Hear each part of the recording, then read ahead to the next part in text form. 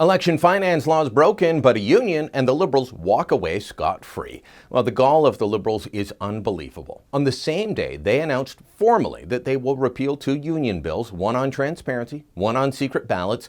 We find out that the Liberals received a secret donation from a major union during the election, but don't worry, no one is going to go to jail. At 10:15 Ottawa time, Thursday morning, it was announced that bills C-377 and 525 would be officially repealed when Employment Minister Marianne Mychuk took to the mic in the foyer of the House of Commons. Bill 377 requires labour unions to file detailed financial and other information on their non-union related activities. To put it plainly, these bills were redundant and unnecessary. She went on to talk about this being about fairness and reducing red tape, talking points CBC parroted for her. Remember this point, CBC's union essentially campaigned for Trudeau and his promise of $150 million extra per year for CBC.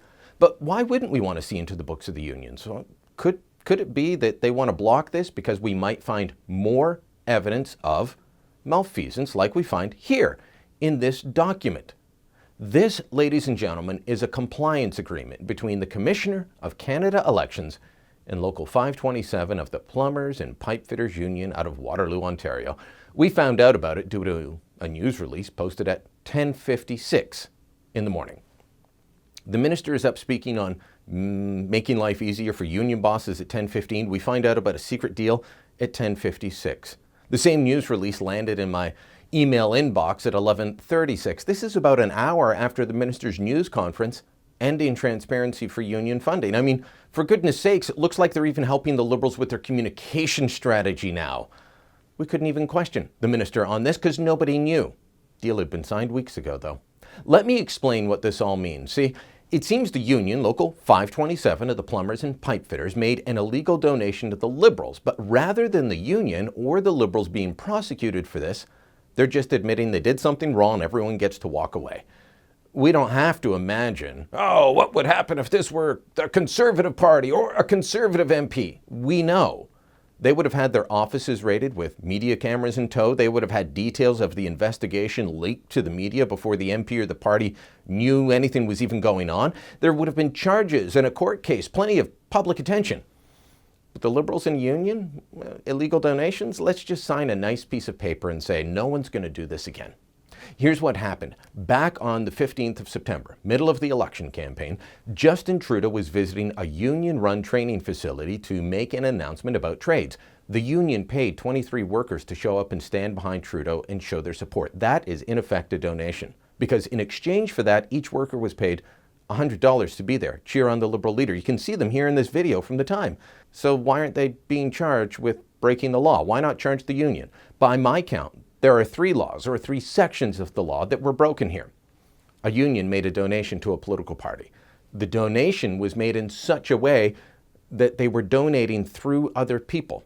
Now that's something former Conservative MP Dean Del Mastro knows all about. He's in court over that right now. And finally, the donation amount from the union, it exceeds the legal limit of $1,500 if they were allowed to donate, which they're not. $2,300. That's a lot more than $1,500. Three different election financing laws or sections of the law broken and only a please don't do that letter issued. How on earth does that make sense? How is that fair? There is a reason that Conservatives have a chip on their shoulder about Elections Canada and the Commission of Canada Elections. They are selective in who they charge. They have a clear bias with one set of rules for Conservatives and one for everyone else. The last time I remember something like this, it was a union, well, several unions donating to a political party, the NDP. The New Democrats collected nearly $350,000 illegally from unions, but neither the NDP nor the unions that gave the money were charged. Same here. The Commissioner of Canada Elections simply says, well, the Liberals didn't know this was happening and the unions promised to behave in the future. No harm, no foul. Move on. Meanwhile, the Liberals are returning the favor of support. They're going to make it easier for unions to hide how the dues money they collect from workers is spent. And they'll make it easier to form a union and harder to get out of one. It's all a very nice, cozy little arrangement, isn't it?